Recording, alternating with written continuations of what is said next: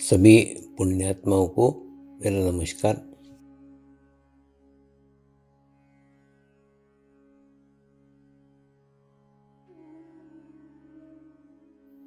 गुरुर्ब्रह्मा गुरुर्विष्णु गुरुर्देवो महेश्वरा, गुरु साक्षात परब्रह्म तस्मै श्री गुरुवे नमः।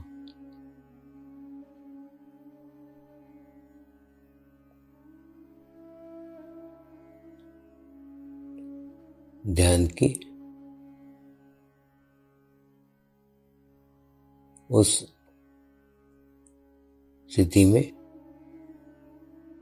जाएंगे जहाँ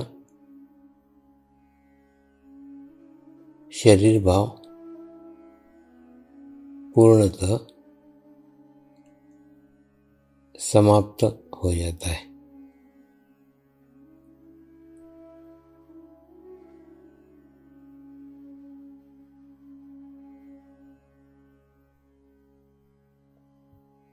अपने पूरे शरीर को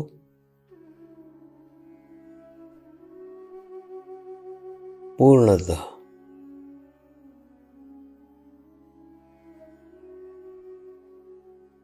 शिथिल छोड़ देंगे,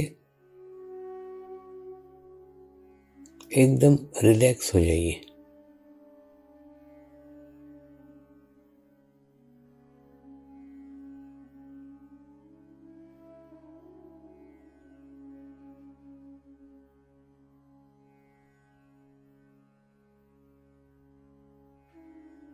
मेरे साथ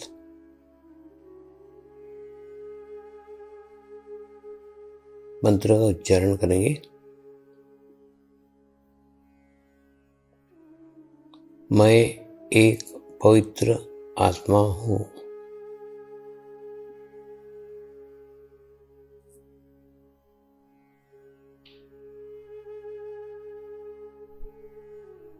मैं एक शुद्ध आत्मा हूँ।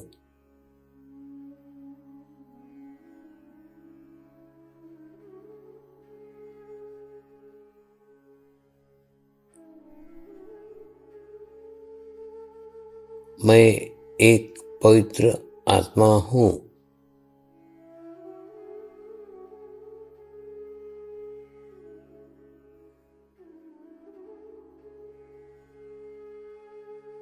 मैं एक शुद्ध आत्मा हूँ।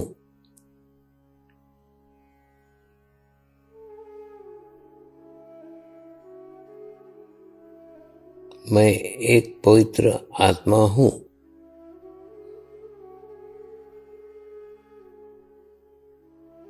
मैं एक शुद्ध आत्मा हूँ।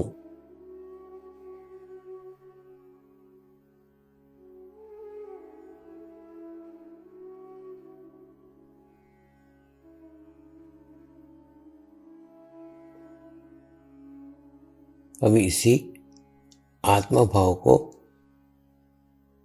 बनाए रखते हुए गुरु मंत्र का उच्चारण करेंगे।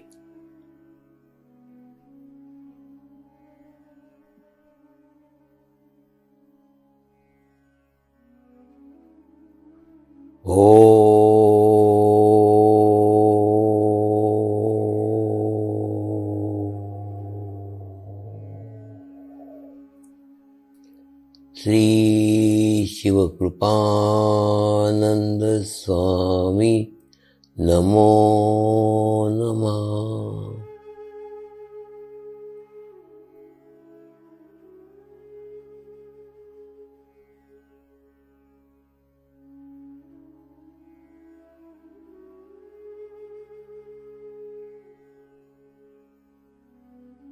ओम श्री शिवकृपानंद स्वामी नमो नमः।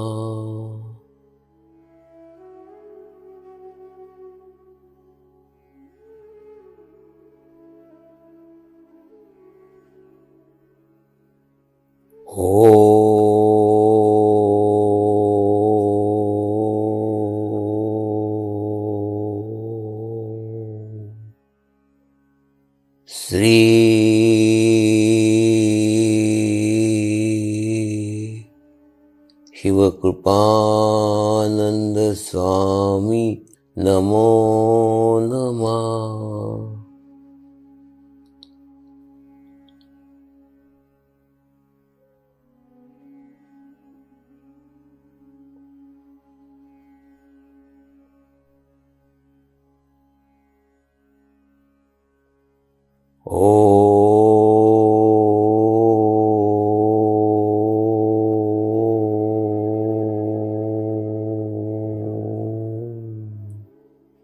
श्री शिवकृपानंद स्वामी नमो नमः।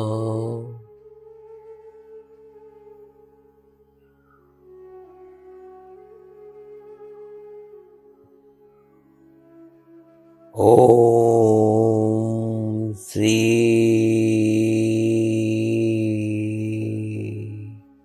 शिवकृपानंद स्वामी नमो नमः।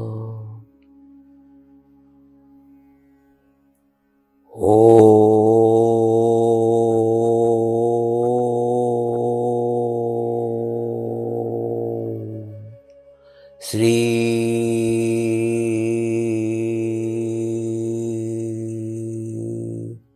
शिवकृपानंद स्वामी नमो नमः।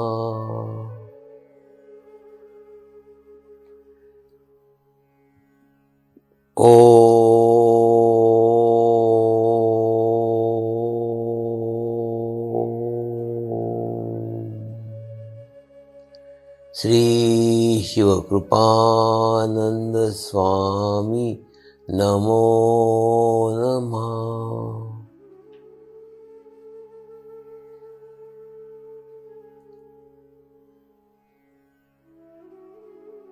ओम श्री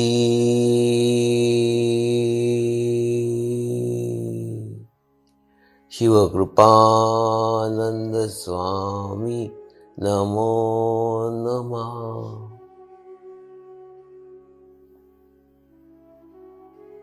ओम श्री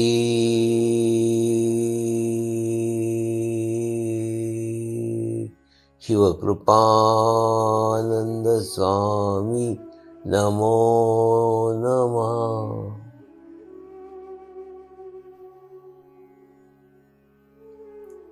अब आप अपना चित्त सहस्त्रार पर रख के थोड़ी देर के लिए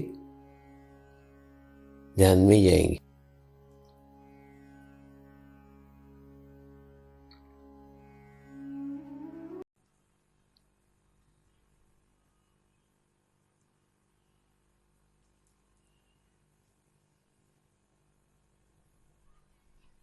आज का चक्र स्वादिष्टान चक्र है और स्वादिष्टान चक्र विचारों से संबंधित है। इसका देवता अग्नि है और ग्रहों के दृष्टि से देखें इसका बुध ग्रह है।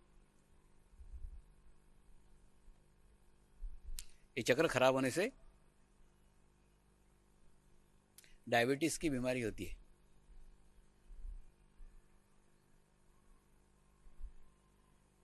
और इसको दूर करने का तरीका ध्यान है, मेडिटेशन से।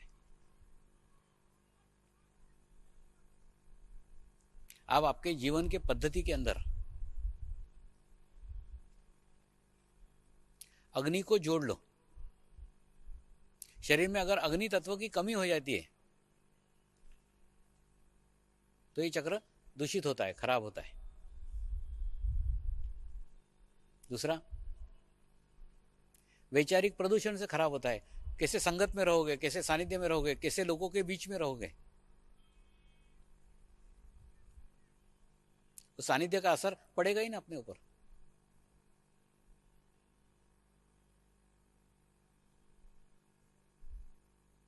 खूब विचार करने वाले लोगों के बीच में अगर रहेंगे हमको भी विचार आएंगे।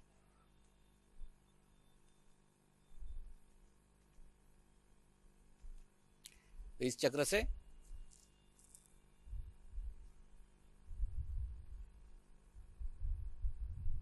पार होने का रास्ता एक ही है, निर्विचार स्थिति।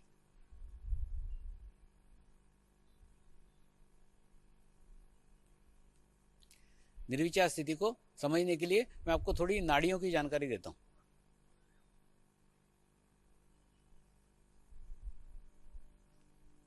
हमारे लेफ्ट साइड में चंद्र नाड़ी है और हमारे राइट साइड में सूर्य नाड़ी है और बीच में मध्य नाड़ी है। जब हम भूतकाल के विचार करते हैं, भूतकाल यानी पहले जन्म के नहीं, इसी जीवन काल के पिछले दिनों को याद करते हैं, तब हम चंद्र नाड़ी में होते हैं। जब हम भविष्य की योजनाएं बनाते हैं, भविष्य की प्लानिंग करते हैं, तब हम सूर्य नाड़ी में होते हैं। और परमात्मा की अगर प्राप्ति करने का है तो आपको मध्य नाड़ी में आना पड़ेगा, बीच में आना पड़ेगा।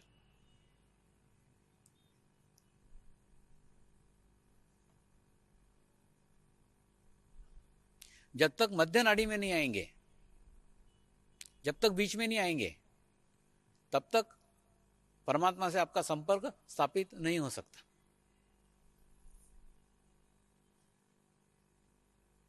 आप कितनी पूजा कर रहे हो, कितना पाठ कर रहे हो, कितना कर्मकांड कर रहे हो, इसको कोई महत्व नहीं है। महत्व है कितने देर आप निर्विचारता में रह रहे हो। अब पूजा पाठ की बात आई,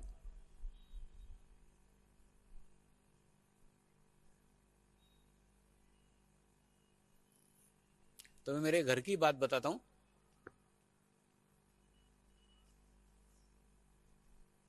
मेरे भाई का एक विट्ठल मंदिर है और विट्ठल मंदिर में मेरा भाई सुबह 5 बजे से लेके सुबह 10 बजे तक पूजा पाठ कर्मकांड करते रहता है।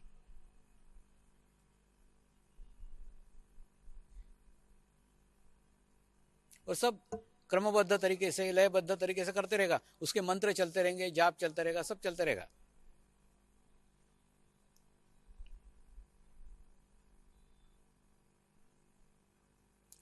एक दिन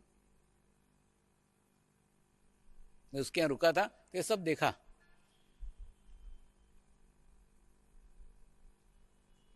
ये सब देख करके मैंने उसको प्रश्न किया, भैया तू सुबह 5 बजे से लेके 10 बजे तक पूजा कर रहा था, तेरे मंत्र चल रहे थे, जाप चल रहा था, आरती चल रही, सब चल रहा था। ये 5 घंटे के समय में तू कितने देर तक निर्विचारता में था?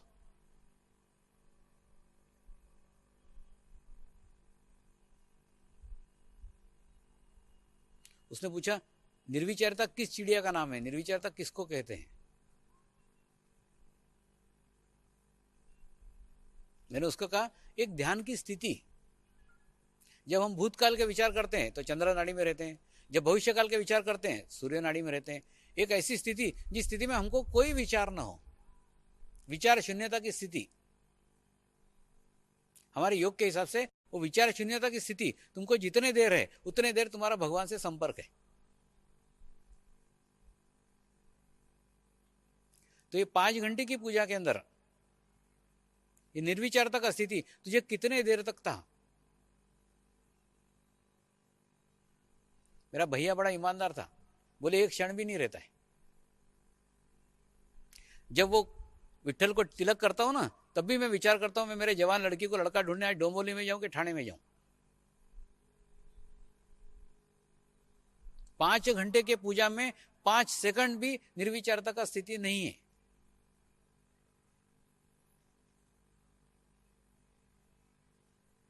सारे कर्मकांड, सारे पूजा पाठ, सारे जप जाप का एक ही उद्देश्य है। वो उद्देश्य है कि आपको निर्विचारता का स्थिति प्राप्त होना चाहिए। किसी भी जाप कर लो,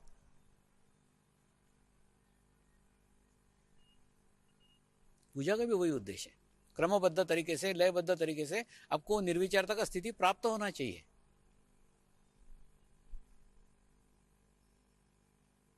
वो अगर होता है तो सब अच्छा है, नहीं होता है तो नहीं होता है।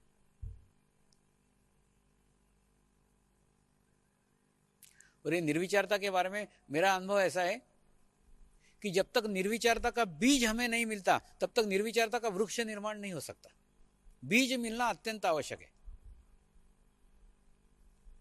जैसे बहनें नहीं दही लगाती है, तो दही लगाने के लिए थोड़ा दही चाहिए, जमना चाहिए, तभी दही लगा सकती है। ठीक उसी प्रकार से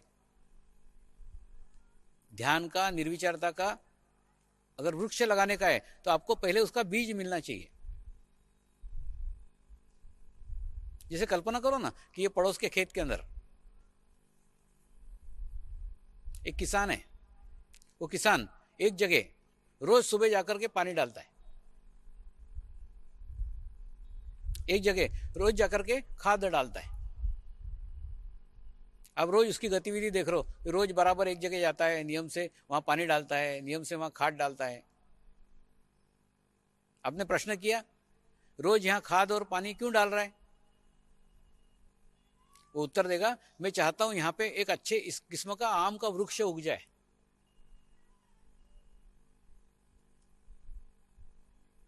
तो आप तुरंत उसको व्यवहार ज्ञान दोगे, अरे मूर्ख, जब तक आम का बीज नहीं डालेगा आम का वृक्ष कैसे उगेगा? बिना बीज के कभी वृक्ष उगता है क्या? पानी डाले जा रहा है, खाद डाले जा रहा है, बीज तो चाहिए ना। लेकिन यही गलती हम आध्यात्म में करते हैं। आध्यात्म का बीज जब तक हमारे अंदर नहीं है, हम वृक्ष का निर्माण कैसे कर सकते हैं? बीज गुरु जीवंत के बिना मिल ही नहीं सकता। इसको मैंने भी खूब खोजा है, खूब ढूंढा है। जब तक जीवंत गुरु नहीं मिला तब तक ध्यान की स्थिति प्राप्त ही नहीं हो सकती। बीज तो चाहिए, फिर हम भले ही साधना करके, मेहनत करके बीज को वृक्ष में तब्दील कर लें। बीज अत्यंत आवश्यक है।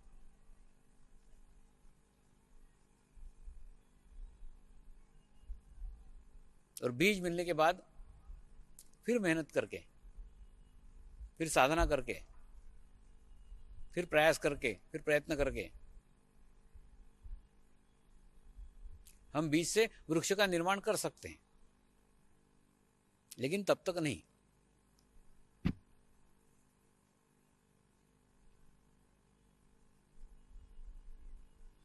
तो विचार दो प्रकार के हैं, एक भूतकाल के विचार और एक भविष्यकाल के विचार।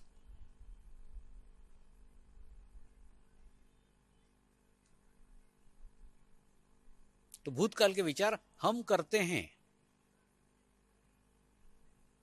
आप शब्दों को थोड़ा समझिए। भूतकाल के विचार हम करते हैं और भविष्यकाल के विचार हमको आ जाते हैं।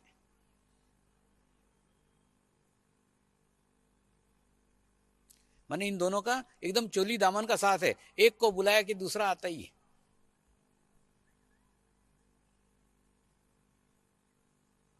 जहां तुमने भूतकाल का विचार किया कि तुमको भविष्यकाल का विचार आएगा ही।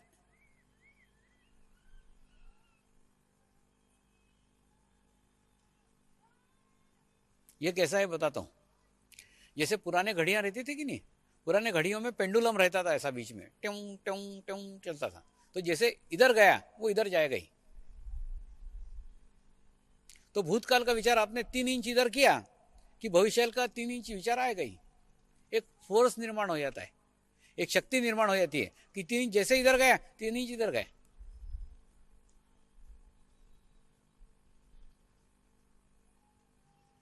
तो भूतकाल का विचार आप करते हो और भविष्यकाल का विचार आपको आ जाते हैं।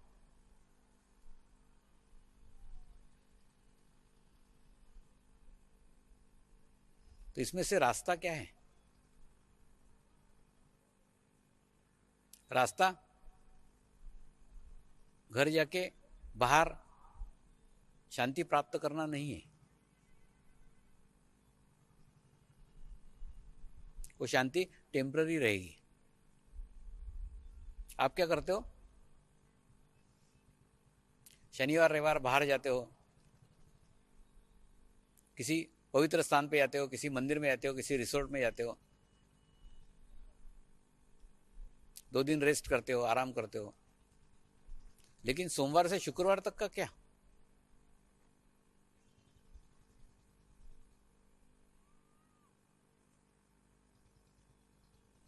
हमारे घर की वैचारिक स्थिति कौन ठीक करेगा? हमारे स्थिति को हमको ही ठीक करना होगा।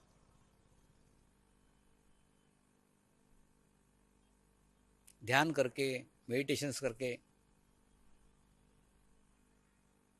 आपको आपके घर के वातावरण को ही ठीक करना पड़ेगा।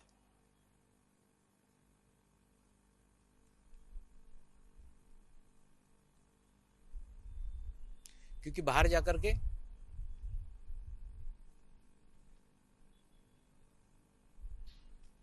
हम रिलैक्स हो सकते हैं, लेकिन रिलैक्स रह नहीं सकते।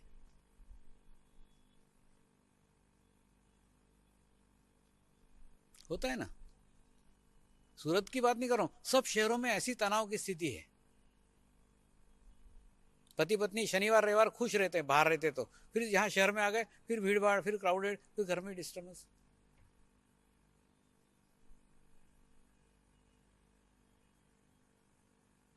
तो ये तनाव, ये टेंशन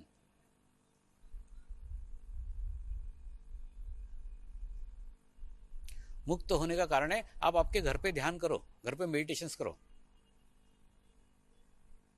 और पति और पत्नी में से कोई एक भी इस ध्यान को पकड़ ले तो भी घर का पूरा वातावरण चेंज हो सकता है, घर में बदलाव आ सकता है।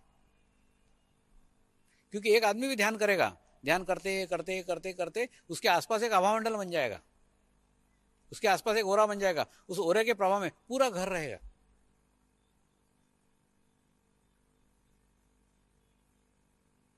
और घर में वैचारिक प्रदूषण नहीं होगा।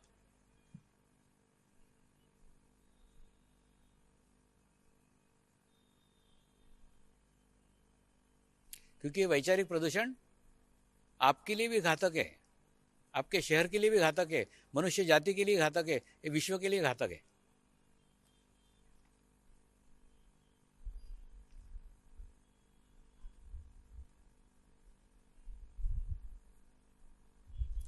और भूतकाल के विचार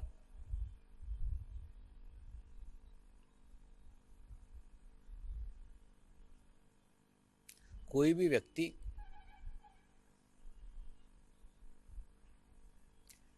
समाप्त नहीं कर सकता है। ना मैं समाप्त कर पाया, ना आप समाप्त कर पाओगे।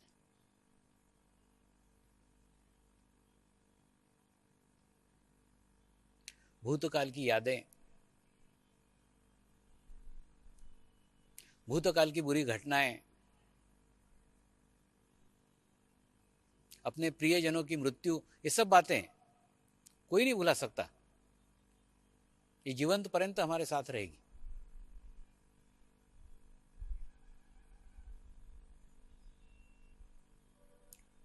मैं भी कोई आकाश से थोड़ी टपका हूं, मेरे भी माँ बाप हैं, मेरी भी फैमिली है, सब कुछ है, सब दुख दर्द सब मैंने भोगे हैं। मेरे भी कोई प्रियजनों की मृत्यु होगी, सब हुआ होगा, जैसे एक सामान्य मनुष्य का होता है।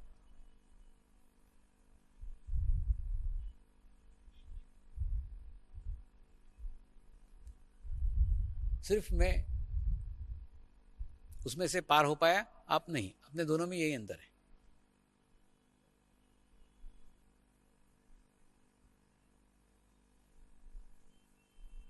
और इसमें से पार जैसा मैं हुआ हूं वैसे ही रास्ता मैं आपको बताऊंगा।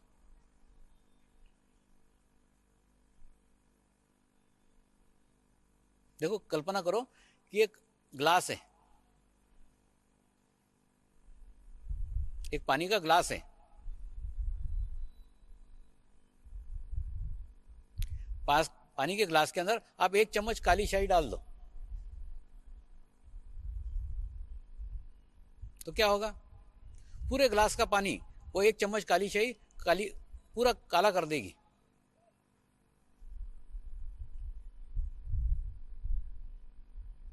दूषित कर देगी, खराब कर देगी।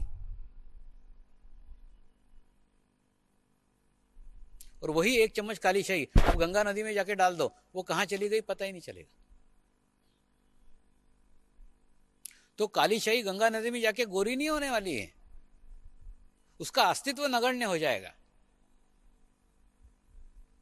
तो जैसे ही आप समर्पण ध्यान करने लग जाओगे तो आप ग्लास के पानी से गंगा नदी का पानी बन जाओगे, एक से लाखों में तब्दील हो जाओगे, लाखों के महासागर में चले जाओगे। फिर आपकी बीमारी कहां चली गई, आपकी समस्या कहां चली गई, आपके प्रॉब्लम कहां चले गए, पता ही नहीं चलेगा।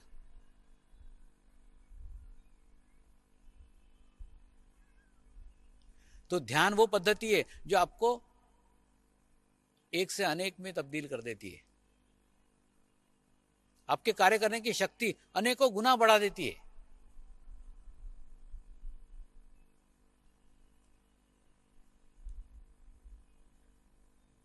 क्योंकि पहले आप अकेले काम करते थे, दो हाथ से काम करते थे, फिर सामूहिकता से जुड़ करके फिर काम कर रहे हो तो लाखों हाथ से कर रहे हो, तो फर्क तो पड़ेगा। कल मैंने आपको वो कंप्यूटर के आईटी प्रमुख का बात बताया, वही घटना है।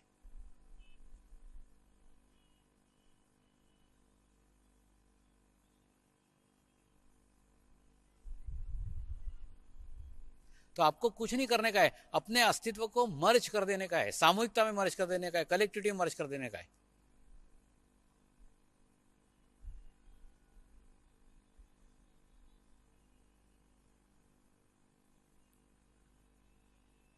जैसे ही सामूहिकता में चले जाओगे आपका अस्तित्व समाप्त हो जाएगा।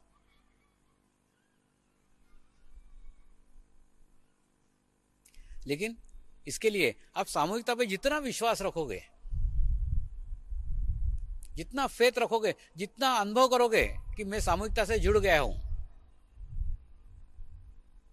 मैं कलेक्टिविटी से जुड़ गया हूं, उतना ही प्रभाव पड़ेगा, उतना ही इफेक्ट पड़ेगा। आपके मानने के ऊपर ही है, आप जितना मानोगे उतना प्रभावशाली है।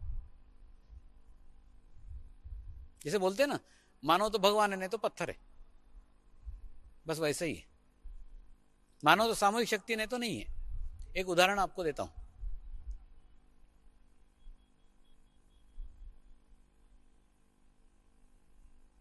मैंने किताबें तो पढ़ी नहीं, मेरे पास उदाहरण ही है, वही देता हूं। क्या करूं? एक बहुत बड़े डिपार्टमेंटल स्टोर का मालिक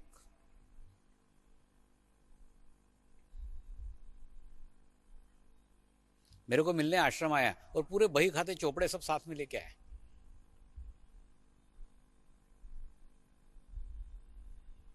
पूरा बैलेंस शीट खोल करके दिखा दिया। स्वामी जी, इतने का मेरा इन्वेस्टमेंट है, इतना मेरा लोन है, इतना बैंक का लोन है, इतना प्राइवेट लोन है, और मैं एकदम बर्बादी के कगार पे खड़ा हूं।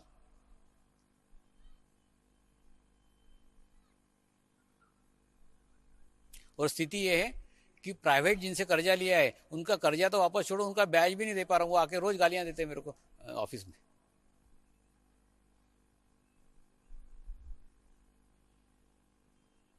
ऐसा स्थिति है, आप कृपा दृष्टि डालो मेरे बैलेंस शीट पे।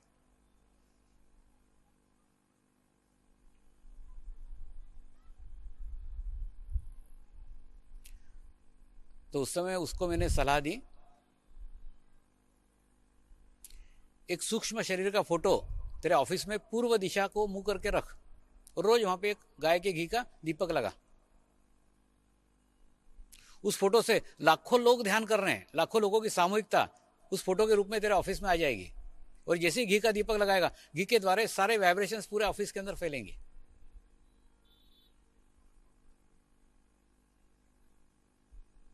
मैं तो बता के भूल गया, क्योंकि जैसे सामने से आदमी चला जाता है भूल जाता हूं।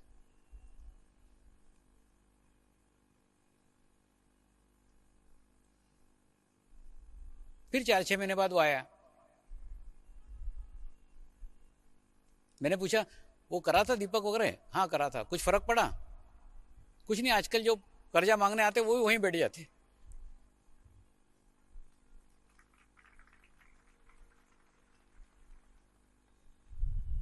फिर बाद में मिलने को आया, स्वामी जी प्राइवेट कर्जा सब खत्म हो गए।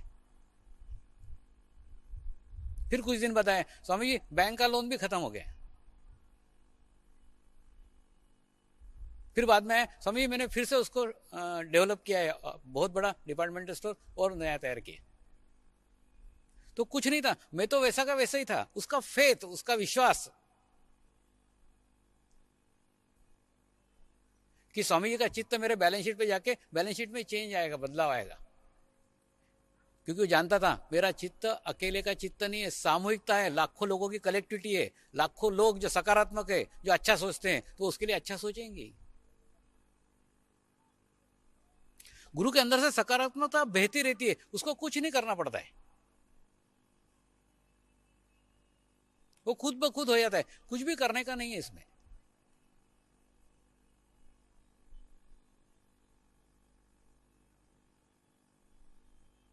सिर्फ आपको फील होना चाहिए कि आप सामूहिकता के साथ जुड़े हो, आप कलेक्टिविटी के साथ जुड़े हो।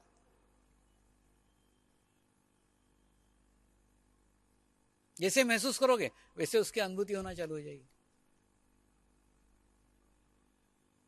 वैसे उसका अनुभव होना चालू हो जाएगा।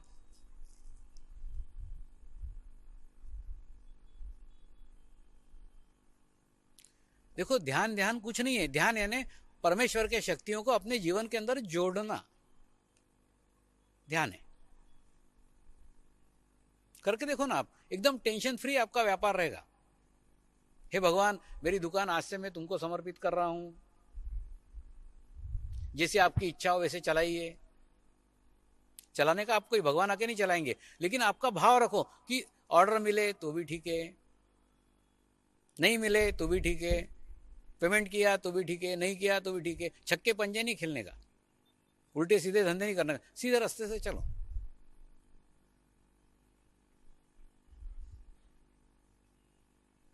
तो सारा काम टेंशन फ्री होगा, आप ही करोगे, लेकिन कर्ता का भाव नगण्य हो गया, कर्ता का भाव शून्य हो गया।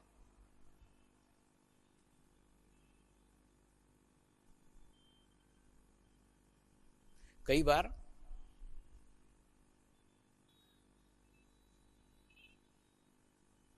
लोग ऐसी ऐसी समस्याएं लेके आते, ऐसे ऐसे प्रॉब्लम लेके आते,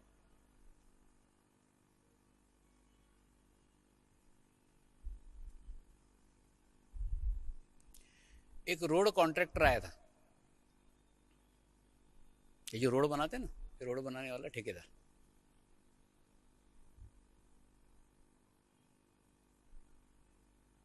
बोले स्वामी जी जब से तुम मेरे जीवन में आए ना, मेरा जीवन दुभर कर दिया। बोला क्या हो गया?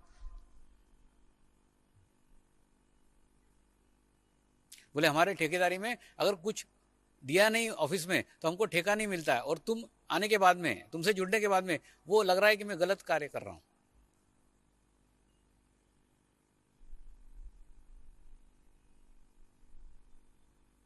तो इस धंधे में से मुक्ति दिलाओ,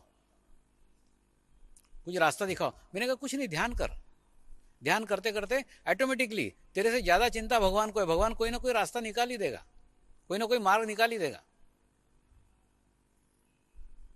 कुछ नहीं, आजकल वो रोड कॉन्ट्रैक्ट का धंधा छोड़ करके बिल्डर बन गया है।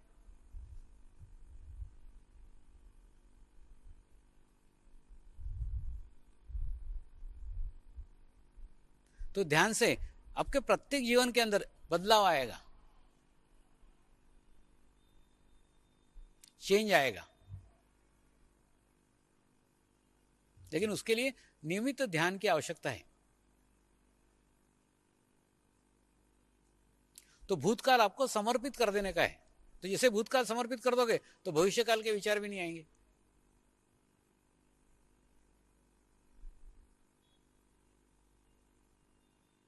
और जब भविष्यकाल के विचार नहीं आएंगे, फिर आप बीच में रहोगे, मध्य में रहोगे।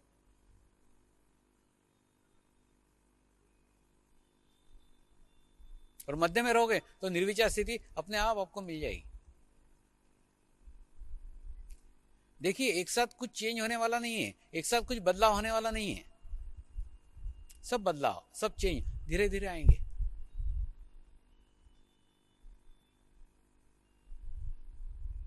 जैसे समझ लो आपको आदत है 10 मिनट विचार करने की, तो ग्राफ बनेगा 10 मिनट का एक विचार, 10 मिनट का दूसरा विचार, फिर 10 मिनट का तीसरा विचार।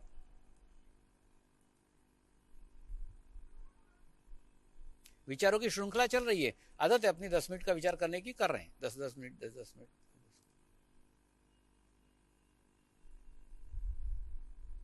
ध्यान करोगे तो क्या बदलाव आएगा? बदलाव ये आएगा कि जो आप 10 मिनट का विचार करते थे उसकी तीव्रता कम हो जाएगी। तीव्रता कम होगी मतलब पहला विचार आदत के अनुसार 10 मिनट का आएगा, लेकिन दूसरा जो विचार आएगा तुरंत नहीं आएगा, थोड़ा जगह छोड़ करके आएगा। फिर दूसरा आएगा तो 9 मिनट का आएगा, फिर 8 मिनट का आएगा, फिर 7 मिनट का आएगा, 6 मिनट का आएगा, 5 मिनट का आएगा। और ये जो 10 मिनट का विचार है और ये जो 9 मिनट का विचार है, इसके बीच में एक विलंब आएगा, शून्य की स्थिति। लगातार विचार नहीं आएंगे, शून्य की स्थिति आएगी, विलंब की स्थिति। विलंब की स्थिति यानी कोई विचार नहीं हो, ऐसी स्थिति एक क्षण के लिए रहेगी, 1 मिनट के लिए। 10 मिनट का विचार, 9 मिनट का विचार, उसके बीच में 1 मिनट विलंब की स्थिति, 1 मिनट कोई विचार नहीं है, ऐसी स्थिति। और धीरे धीरे यही विलंब बढ़ते बढ़ते बढ़ते बढ़ते शून्य की स्थिति हो जाएगी।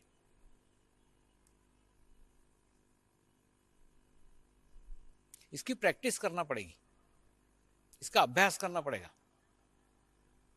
अभ्यास से यह संभव है।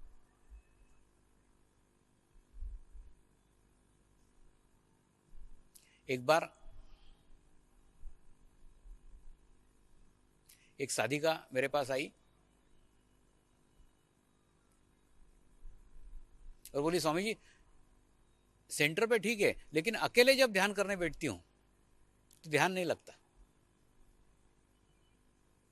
ध्यान में खूब विचार आते हैं और 3-3 घंटे 2-2 घंटे में शरीर को लेके बैठे रहती हूं, लेकिन विचार नहीं बंद होते। मैंने कहा ये तो गलत कर रही है, अत्याचार कर रही है शरीर के ऊपर। तो एक काम कर, रोज सवेरे उठ करके नहा धो करके सूक्ष्म शरीर के फोटो के सामने एक दिया जला, और दिया जलाने के बाद में जो प्रवचन के कैसेट्स है वो आधा घंटा प्रवचन के कैसेट सुन, और आधे घंटे के बाद में तू तेरे काम पे जा, बस। और कुछ मत कर। 1 दिन कर, 2 दिन कर, 3 दिन कर, चौथे दिन कर, 5वें दिन तेरे को अनुभूति होगी कि कैसेट बंद हो गई है, फिर भी तेरी आंख नहीं खुल रही है।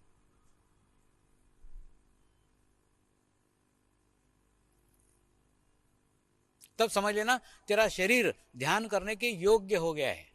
तब तक तू ध्यान करने की कोशिश करेगी तो अत्याचार करेगी शरीर के ऊपर। जब शरीर ध्यान करने के योग्य हो जाएगा तब ध्यान खुद ब खुद लग जाएगा। ध्यान करने वाली चीज नहीं है, ध्यान होने वाली चीज है, खुद ब खुद घटित हो जाता है।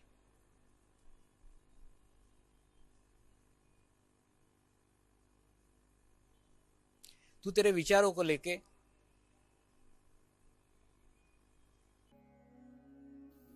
अब हम प्रार्थना करेंगे सभी आत्माओं की आत्म उन्नति हो, आध्यात्मिक प्रगति हो, यही हमारी प्रभु से प्रार्थना है। नमस्कार। जय आत्मेश्वर।